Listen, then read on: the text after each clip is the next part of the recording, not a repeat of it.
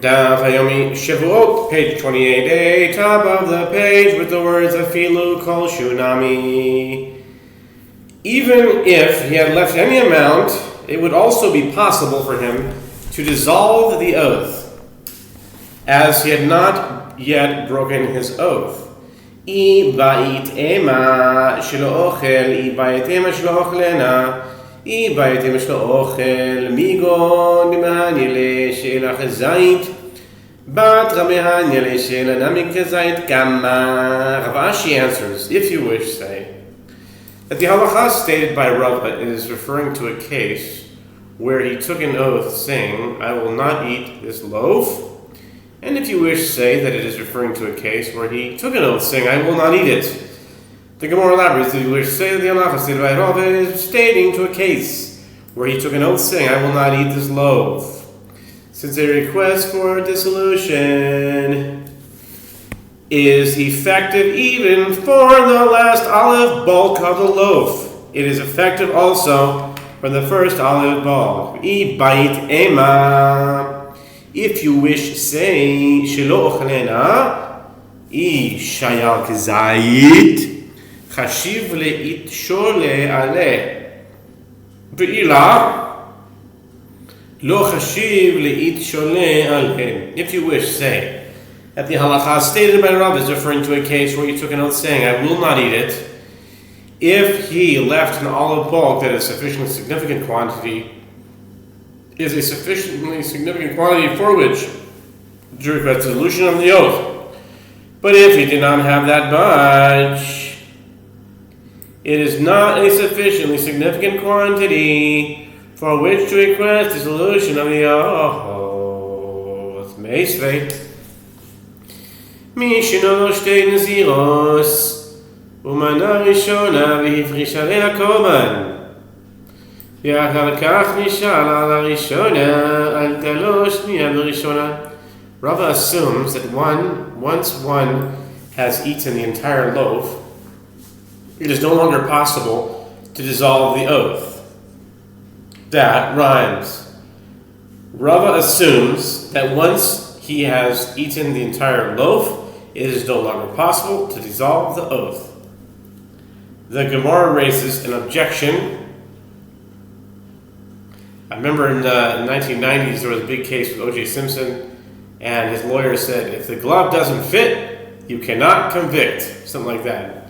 It's kind of a catchy rhyme. I think the jury loved it. Anyway, the Gemara raises an objection to this form. Is this from a Braita with regard to one who took 2 vows of Nazirite and counted the first term and separated an offering for it, and afterward requested and received dissolution of the first vow from a halachic authority. The second term was counted for him in the observance of the first term, and he is not required to be a Nazirite further. Although the first term of Naziriteship was entirely finished, a halachic authority could still dissolve the vow. The Gemara answers, what are we dealing with here? We are dealing with a case where he has not yet atoned, meaning he has not yet brought the offerings that one brings at the conclusion of Nazirite.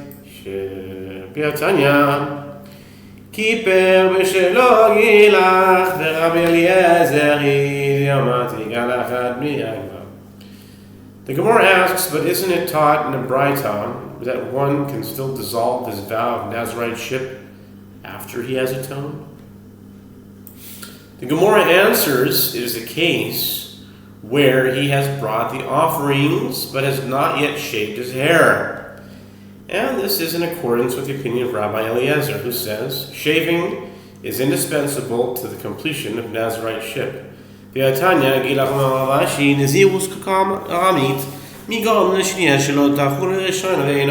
Gemara asks, but isn't it taught in the Braita that one can still dissolve his vow of Naziriteship after he has shaved? Rav Ashi said, are you comparing Naziriteship to oaths? What caused the second Naziriteship not to take effect until now? It was the first Naziriteship, and once it has been dissolved, it is no longer a factor. Since the observance of the Naziriteship term is the same Whether it is counted for the second or the first term of Nazirship can be regarded as not yet having started, and that is why it can be dissolved. By contrast, in the case of an oath, once he ate the loaf, his oath is no longer extant at all.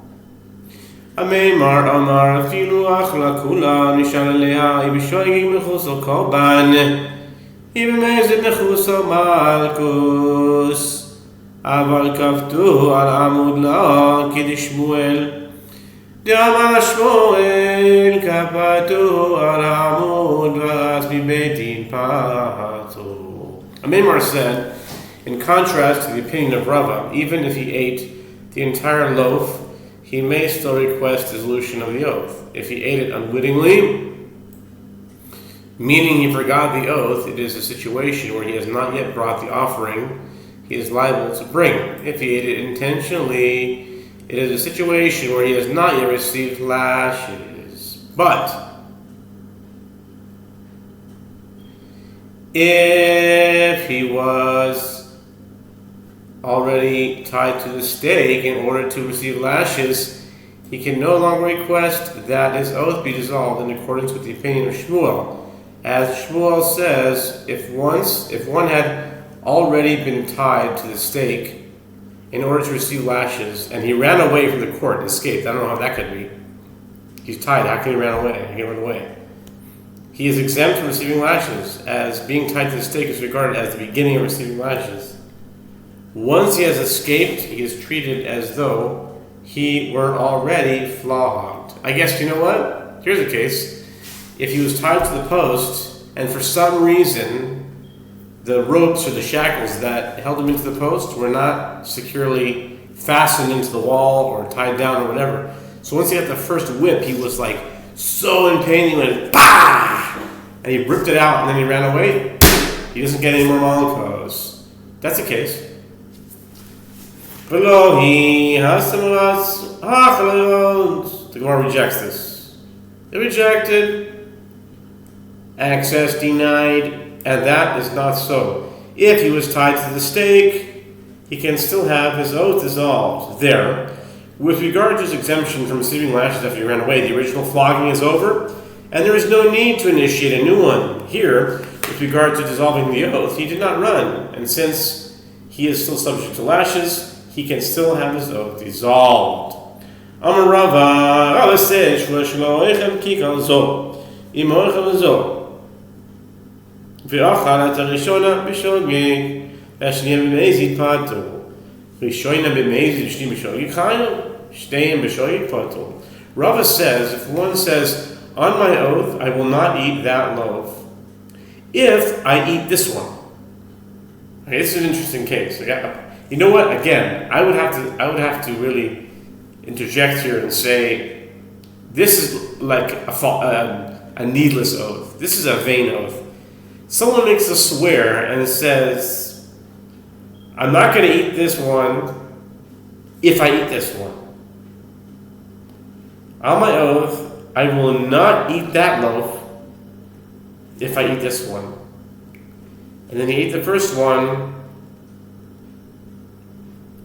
Okay, why is he even doing that? Is he just playing games? Meaning the loaf whose consumption was the condition for the oath taking effect unwittingly and ate the second intentionally, he is exempt. Since he fulfilled the condition unintentionally, the oath does not take effect as it was without full intent. But if he ate the first intentionally, knowing that if he eats it, he will be prohibited for him to eat the other loaf, and then he ate the second loaf unwittingly, he is liable to bring an offering for breaking his oath unwittingly. If he ate them both unwittingly, he is exempt, as the oath does not take effect when he fulfills the condition unwittingly. Okay, now we turn to 28b, Chaf Chet Amid Bet, with the word Shtehen B'mezid. Shtehen B'mezid. In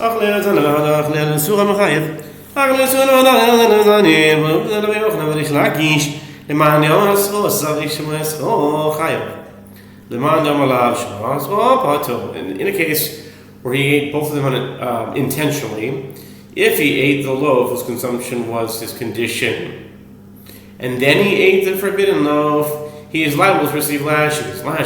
If he ate the forbidden loaf and then he ate the loaf whose consumption was his condition, his liability is the subject of a dispute between Rabbi Yochanan and Reish Lakish, according to the one who says that an uncertain forewarning is deemed a valid forewarning. He is liable to receive lashes, according to the one who says that an uncertain forewarning is not deemed a valid forewarning, he is exempt. Since when he was forewarned for eating the forbidden loaf, it was uncertain whether it would actually become forbidden, that forewarning is not sufficient for him to be liable to receive lashes. Tilaan zo bezo, lo achal zo, im ochal zo, lo achal zo, im ochal zo, ויאכל זו בזו דוין, עצמו ושגרס חברתו, וזו בזו דוין, עצמו ושגרס חברתו פטור. If one took an oath with regard to two loaves, such as that he rendered them interdependent, this one on that one, saying, I will not eat that if I eat this, and I will not eat this if I eat that. So they're both kind of like offering each other. And he ate this one unintentionally with regard to itself.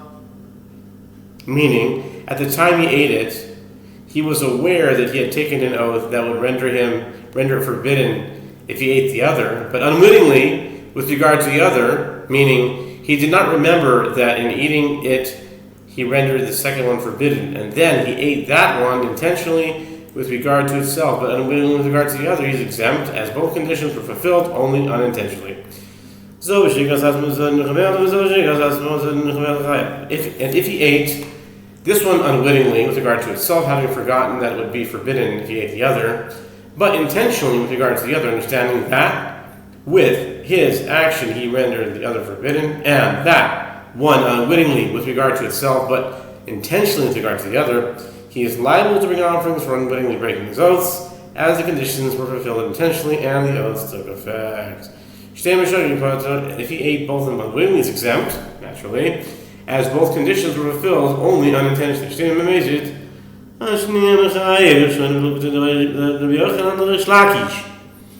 If he ate both of them intentionally, he is liable to receive lashes for eating the second loaf, while the first loaf, his status depends on the dispute between Rabbi Yochanan and Reish Lakish with regard to an uncertain forewarning. Amar Rav Mari, Afanana mitanina banidarim, tiu chachamim, nidre zeruzin, nidre havai, nidre shkagois, nidre oinostin. Rav Mari said, we learn in the Mishnah, in Nidarim 20b, as well, that if one takes an oath with a condition, but then fulfills the condition only unwittingly, he is exempt. The sages dissolved 4 types of vows without the requirement of a request to a halachic authority: vows of exhortation, vows of exaggeration, unwitting vows, and vows whose fulfillment is impeded by circumstances beyond one's control. Nidorish goes ketzad konam. Im achalti v'im shatiti. B'neska shachal v'shata. She'eni ochel she'eni shoyz. She'chach v'chal v'shos al muto. V'tanalei kishem shenidarai. Shenidrish gogoish mutorim. Kaf Shevuos Shegagois Mutachois. Shenidre Shegagot Mutarim, Kaf Shevuot Shegagot Mutarot. The Mishnah elaborates, see Nidarim 25b, unwitting vows, how so? If one says, a certain item is forbidden to me, like an offering, konam, if I ate or if I drank, and then he remembers that he ate or drank, or if one says, this loaf is konam for me, if I will eat or if I will drink, and he then forgets and eats or drinks, the item is permitted, and it is taught in a braita with regard to that Mishnah. Just as unwitting vows are dissolved, so are unwitting oaths dissolved, since he fulfilled the condition while lacking awareness that he was doing so. Shevuos shkaves echidami, lav ki hai gav nashma mina. The common refrain. The Gemara clarifies, what are the circumstances of unwitting oaths? Is it not a case like this, where he takes an oath with a condition and then fulfills the condition of the oath unwittingly? Conclude from that Mishnah that there is support for his opinion. Efatane Shevuos berabo pagababi miachu amar le Shevuos lechalti Shevuos lechalti mau amar le eino chaya bela achas amar le ishtabasht harei yatsa Shevuos shekel.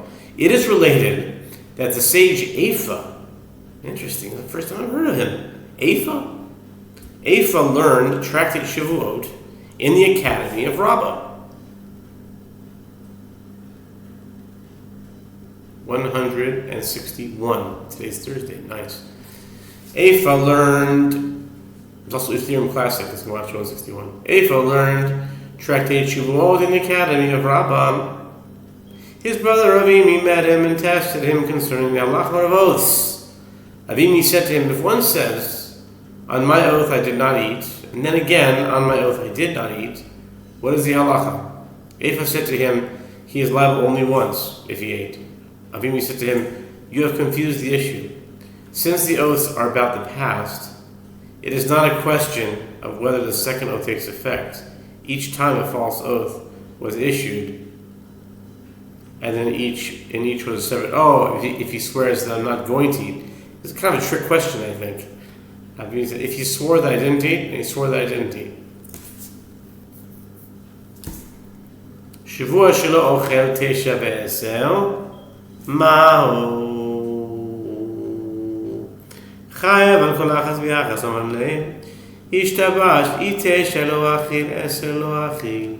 Avimi asked him further, if one said, on my oath I will not eat 9 pieces, and on my oath I will not eat 10. On my oath I will not eat 9 pieces, and on my oath I will not eat 10. What is the halacha? Ephah replied, he is liable for each and every one of the oaths, as the scope of the second oath is broader than the first. Avimi said to him, you have confused the issue. If you may not eat 9, you may not eat 10. The oath not to eat 10 cannot take effect, since it is an action already prohibited by the oath not to eat 9. I could see where someone could challenge Avimi's statement, because what if he swore only to eat 9 over here or 9 over here? I guess that by the fact it's unspecified, it's automatically assumed that we're talking about the same thing. Maybe. Okay, Shevuos shelo ochel eser v'teisha ma'u eino chai v'lachas amar ishtabash eser u'delo achil hatesha mi ha'achil. Avimi asked him further, if one said, on my oath I will not eat 10, and on my oath I will not eat 9, what is the halacha? Ephah replied, he is liable for only one oath. It's like yes. No, yes. Look at the cartoons, Yes. No, yes. Like he just says reverse psychology. So if Ephah's like, maybe he didn't think about it. Maybe he just went like, okay, we're doing one oath now, so let's go with that. It's only for one. Avimi said to him, you have confused the issue. According to the first oath, it is 10 that he may not eat, but he still may eat 9. So the second oath takes effect in that it prohibits him from eating 9. Amar Abaye, Zimni mishkachas la lehad Ephah kedamar damar Rabba Shevuos shelo ochel teinim b'novim v'chazar yoma Shevuos shelo ochel teinim. Abaye said there are times when you find that the ruling of Ephah with regard to an oath not to eat 10, followed by an oath not to eat 9, applies. As in the case mentioned by the Master, as Rabbah says, in the case of one who says, on my oath I will not eat figs and grapes together, and then says, on my oath I will not eat figs.